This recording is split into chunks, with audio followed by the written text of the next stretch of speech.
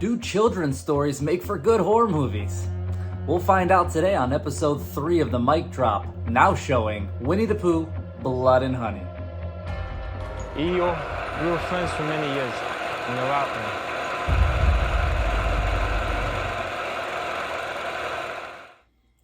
So fresh off the independent scene success of Terrifier 2, director Reese Waterfield said, hey, let me get mine and let me up the ante just a little bit by adding in the everybody's childhood nostalgia, favorite lovable character, Winnie the Pooh, right? And I understand what this guy's doing. He's kind of a genius, right? If you look at the upcoming movies that he's working on, we have Bambi the Reckoning, we have Peter Pan, Neverland Nightmare, and of course, we already got a Winnie the Pooh Part 2 coming out as well. But does Winnie the Pooh really hit the mark? Let's discuss. Pooh, you need to help me, please. There's something wrong with Piglet. He just killed my wife, please.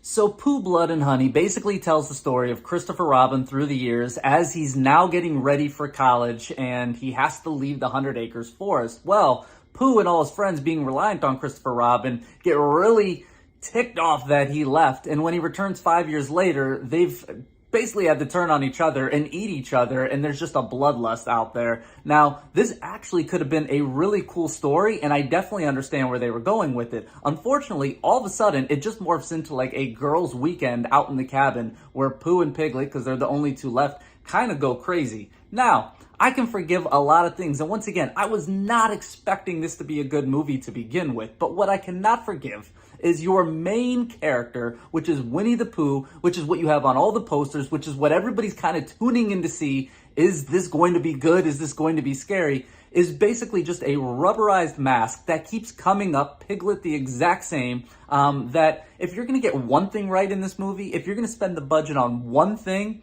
I don't know, maybe it should be your main character. The other thing, maybe I'm just nitpicking, but where does Winnie the Pooh get all his clothes from? Does he shop at like a big and tall, a big and wide store? I don't understand where, he gets his overalls and, all this different stuff from. But hey, that's beside the point. At the end of the day, this is just a mess. I would love to say it's a bloody mess. I would love to say, well, the kills are great and the gore is fantastic, but the acting's bad. No, it's just bad across the board. And any review that you read, I'm probably not your first one. You kind of understand we're all saying the same thing. Now, what I will say for me, for mics, this will get 2.5 mics. That is just for the idea and the thought process that goes behind it. But outside of that, I really can't recommend this movie. What I will say, though, is I'm going to watch Winnie the Pooh Part 2. I'm going to watch Bambi the Reckoning, and I'm going to watch Peter Pan, Neverland Nightmare, all these movies. One, because I'm a horror aficionado, but other reasons, the nostalgia, all that good stuff. So, for what it's worth, I'm kind of a hypocrite when it comes to this. But that concludes this episode of The Mic Drop. Make sure you like over here. And make sure you hit that subscribe button so you can, get all the latest content, alerts, all that good stuff. And until next time, keep it creepy.